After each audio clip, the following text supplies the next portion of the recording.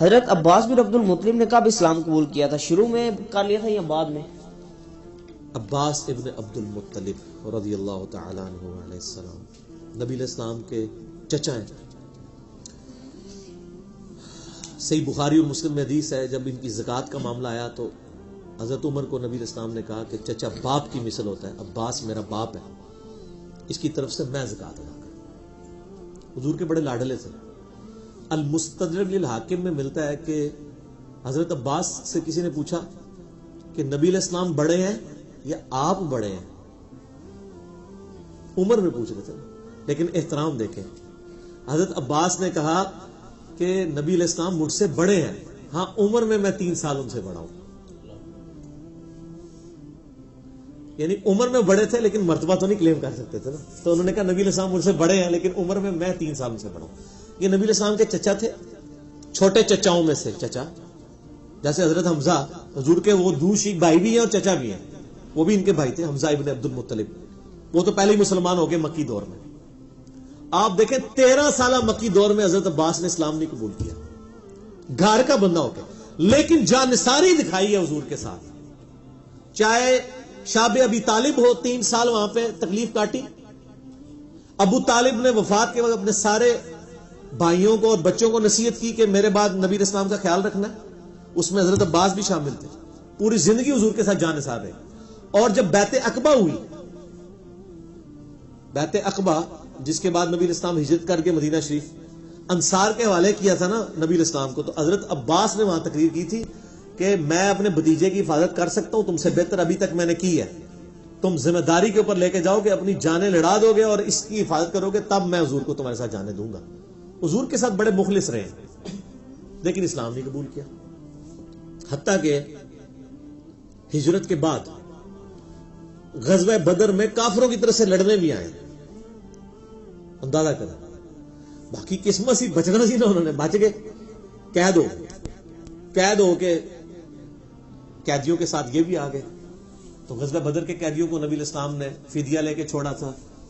بعض کے بارے میں روایتوں میں آتا ہے کہ 10 مطلب بچوں کو تعلیم والا معاملہ بھی آتا ہے. تو حضرت عباس رضی اللہ تعالیٰ عنہ کے بارے میں مطلب تاریخی روایتوں میں ملتا ہے کہ انہوں نے کہا میرے پاس کچھ نہیں ہے. اس کی مجھے اتھینٹسٹی نہیں پتا اس اگلے پورشن. تو نبی علیہ السلام نے کہا تم نے وہ چچا فلاں جگہ جو خزانہ چھپا کے رکھا ہوا ہے اللہ نے وہی کے ذریعے بتا دیا. تو ان کا ہاں ہے. تو فرمایا دے نا. تو وہ پھر مسلمان بھی ہو گئے. ٹھیک ہے، اس سے بڑا خزانہ ان کو مل. اس طرح کے واقعات ملتے ہیں، لیکن واللہ اعلم. بات یہ ہے کہ غزوہ بدر کے بعد یہ مسلمان ہوئے اور حضرت عثمان کے دور میں 32 ہجری میں فوت ہوئے. یعنی نبی علیہ السلام کی وفات کے بعد بھی یہ آلموسٹ 21 سال تک زندہ رہے. 85 سال کی عمر میں فوت ہوئے. اور یعنی خلفائے راشدین کا بڑا احترام کرتے تھے. بخاری میں 1010 نمبر حدیث ہے 1010 کہ حضرت عمر کہتے ہیں اللہ جب تک تیرے نبی ہم میں موجود تھے ہم ان کے تبسم سے تجھ سے بارش مانگا کرتے تھے. اب ہم تیرے نبی کے چچا عباس ابن عبد المطلب کو لے کر آئے. اور انس بن مالک کہتے ہیں ان کے وسیلے سے جب دعا کی جاتی وہ دعا کرواتے تو اللہ تعالیٰ کی طرف سے بارش بھی نازل ہو جاتی. یعنی عباس نبی علیہ السلام کے بڑے جانثار سے آبا میں سے تھے بعد میں.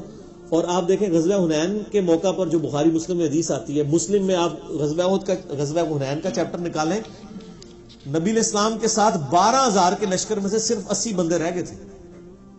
باقی قبیلہ حوازن کے تیروں سے ایسا ڈر کے، وہ تو قرآن میں آیا نا سورہ انفال میں کہ تم نے یہ جملہ کیوں بولا کہ بدر میں ہم تھوڑے تھے غالب آئے اور حنین میں تو ہم ویسے ہی زیادہ ہیں. تو پھر دیکھو تمہیں بھاگنے کا راستہ بھی نہیں ملا. تم نے یہ جملہ کیوں بولا؟ تمہیں کہنا چاہیے تھا اللہ نے فتح دلائی، عددی اکثریت نے فتح نہیں دلائی. تو جو صاحب نبی علیہ السلام کو چھوڑ کے صرف 80 بندے حضور کے ساتھ تھے اور ان میں حضرت عباس بھی تھے. یہ نبی علیہ السلام کی خچر کی مہار انہوں نے تھامی بھی تھی. اور نبی علیہ السلام وہ ریڈز پڑھ رہے تھے بخاری مسلم میں، انا النبی لا کذب انا ابن عبد المطلب. اس میں کوئی شک نہیں، میں جھوٹ نہیں بول رہا ہوں کہ میں اللہ کا نبی ہوں اور میں عبد المطلب کا بیٹا ہوں. حضرت عباس حضور کے خچر کو تھامے ہوئے تھے اس صورتحال میں جب ہزاروں لوگ حضور کو چلے گئے چھوڑ کے. پھر حضور نے جب بلایا تو واپس آئے اور پھر معجزہ ہوا. نبی السلام نے زمین سے، ایک مسلم شریف کے الفاظ ہیں، قرآن میں بھی آیا وما رمیتا اذ رمیتا ولکن اللہ رما. اے نبی جو کنکریاں پھینکی تھی وہ آپ نے نہیں پھینکی تھی، وہ تو اللہ نے پھینکی تھی، جبکہ آپ نے پھینکی تھی. حضور صلی اللہ علیہ وسلم نے یوں مٹھی بھری اور یوں پھینکی، جتنے کافر تھے سب کی آنکھوں میں گئی اور وہ اندھے ہو گئے. یہ معجزہ آپ کا ظاہر ہوا. اور نبی علیہ السلام اس موقع پہ بھی نہیں ہٹے. برا بن عازب یہ روایت کرتے ہیں نا اس حدیث کو، تو وہ کہتے ہیں اللہ کی قسم نبی علیہ السلام نہیں ہٹے. حضرت عباس حضور کے ساتھ تھے، خچر کی لگام تھامے ہوئے، اور حضور صلی اللہ علیہ وآلہ وسلم کے ایک اور جانثار صحابی جو آپ کے چچا زاد بھائی تھے، ابو سفیان بن حارث بن عبد المطلب، وہ خچر کے آگے آگے چل رہے تھے. یعنی بنو ہاشم کی قربانیاں تو ہیں نا سر. حضور کے رشتہ داروں نے حضور کو کبھی چھوڑا نہیں اکیلا، جیسا کہ وہ غزوہ احد کے موقع پہ سب لوگ چھوڑ کے چلے گئے سوائے 12 بندوں کے. ان میں حضرت علی اور فاطمہ شامل تھے. حضور کا زخم بھی دھو رہے تھے، بخاری مسلم میں آتا ہے. جب بھی زخم نہیں، دانت ٹوٹنے کی سے نہیں رکتا تھا، تو فاطمہ نے سلام اللہ علیہا کاٹن کا کپڑا جلا کے یہاں پہ رکھا. حضرت علی جو ہے وہ زخم کو دھو رہے تھے، پانی ڈال رہے تھے ڈھال میں پانی لے کے. رشتہ دار تو رشتہ دار ہی ہوتے ہیں نا پھر ہاشمی میں. باقی اچھا یہ ہمارے سنی اکثر وہ حدیث لکھ رہے ہوتے ہیں تو ابو سفیان رضی اللہ عنہ لکھا ہوتا ہے انہوں نے. تو میں بھی جب وہ پہلے پڑھتے تھے یار ابو سفیان حنین کے موقع پر اتنا جیدار ہو گیا، میں سمجھا حضرت معاویہ کے والد کا یہ وہ ابو سفیان لکھا ہے، اور ابو سفیان لکھا ہوتا تھا انہوں نے. تراوی پوچھے نا تراویہ کتنی ہوتی، کہتے ہیں 20، کہتے ہیں تراوی 20 تراویہ.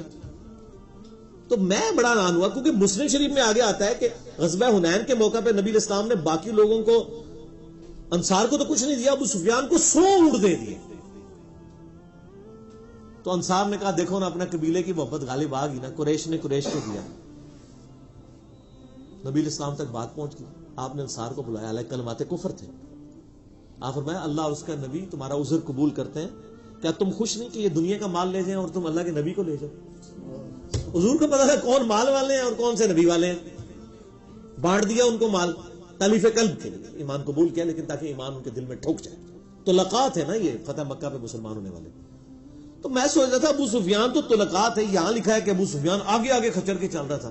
تو میں آج دی جدو پڑھی نا پوری تو اسی ابو سفیان بن حارث بن عبد المطلب، ابو سفیان ہو رہا ہے سر.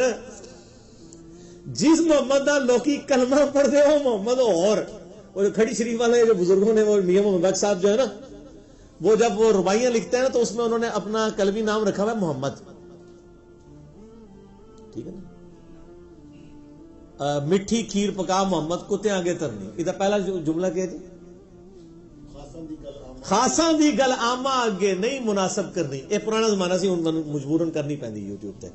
وہ کہتے ہیں خاص بتوں کی باتیں عام بندوں میں نہیں کرتے. یہ ایسا ہی ہے کہ مٹھی کھیر پکا محمد کتے آگے ترنی. وہ کہتے ہیں جیسے کتوں کے آگے آپ کھیر رکھ دیں نا تو ان کو کیا قدر ہوگی، اس طرح عام بندوں کے سامنے آپ علمی باتیں کریں گے. لیکن سر آپ زندہ ہوتے تو آپ بتاتے کتنی قدر ہو رہی ہے اللہ کے فضل سے. لاکھوں لوگ قدر کر رہے ہیں، آپ علمی بات کریں انشاءاللہ قدر ہوگی. تو مٹھی کھیر پکا محمد، وہ جب محمد یہاں ہمارے وہ مسجدوں میں جب شعر پڑھے جاتے تھے لوگ انگوٹھے چوم رہے ہوتے تھے، صلی اللہ علیہ وسلم کہہ رہے ہوتے تھے. وہ محمد میاں محمد بخش صاحب کا نام تھا، اس لیے پھر انہوں نے ایک شعر بھی کہہ دیا، انہوں نے اپنی جان چھڑا لی. انہوں نے کہا جس محمد دا لوکی کلمہ پڑھ دے او محمد اور میں محمد. تو سر اے ابو سفیان اور غزوہ حنین والا ابو سفیان اور وہ ہے ابو سفیان بن حارث بن عبد المطلب. نبی علیہ السلام کے ایک چچا کا نام حارث تھا، جیسے حمزہ ہیں، عباس ہیں، ابو طالب ہیں.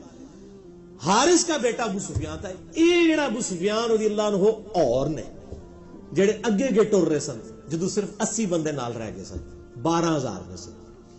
ٹھیک ہے. تو اس میں حضرت عباس بھی تھے رضی اللہ تعالیٰ عنہ علیہ السلام. نبی علیہ السلام بڑا ان سے پیار محبت کرتے تھے. حضرت عمر کا اتنا ہی کافی نہیں کہ حضرت عمر ان کے وسیلے سے دعا کرا رہے ہیں اپنے دور خلافت میں. صحیح بخاری 1010 نمبر حدیث، انٹرنیشنل نمبر کے مطابق کتاب الاستسقاء چیپٹر بخاری کے اندر.